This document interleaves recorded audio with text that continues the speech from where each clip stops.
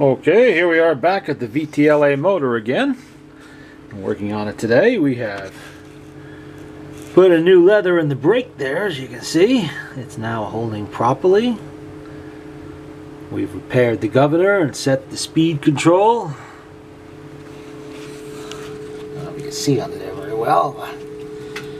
There's the governor. The position is back to normal again. Let's see.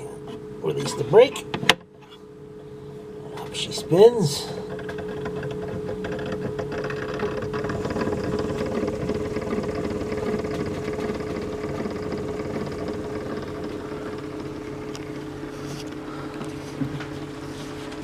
There we go.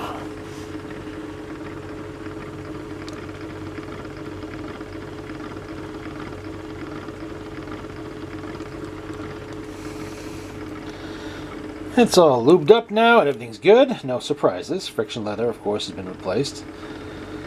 Oiled up all the bearings, tightened up a couple of screws, and it looks like we're pretty good. I'll observe it for a day or two, make sure nothing comes loose again.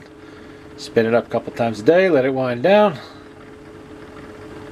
These are easy motors to work with. They're not that bad. Rarely have anything seriously wrong with them. Biggest problem tends to be a broken mainspring occasionally, or a broken governor spring, or just a loose screw. That's pretty much it.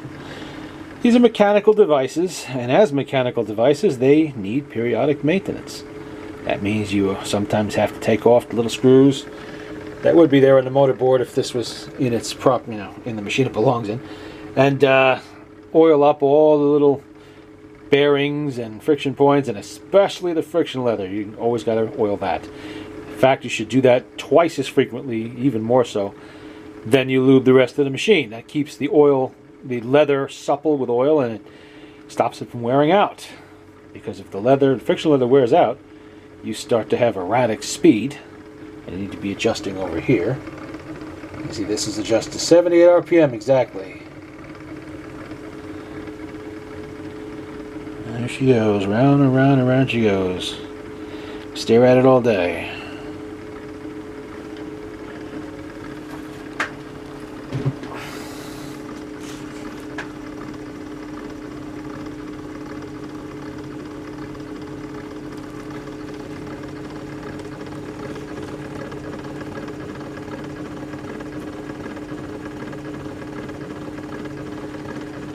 This is one of the few times I can showcase the motor actually in operation, because I took the horn out of this case so I could fit just about any Victrola motor in there to work on, test.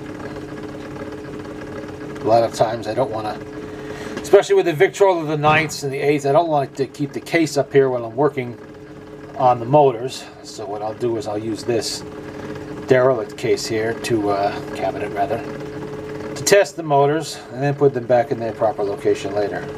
This way nothing gets dinged up and scratched while I'm working.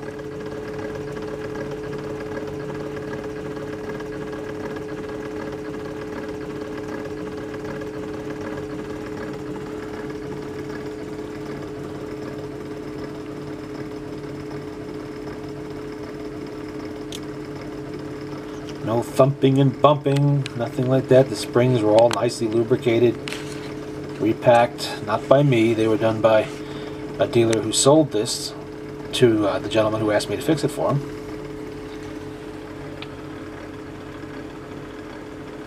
Turntable is actually fairly straight. That little bump you see there is a slight separation in the felt, the turntable felt. Typical. I mean, it is over 110 years old, just about 110 years old, I guess. A little bit of that. And there you go. The VTLA 3-spring motor operating again. Fixed.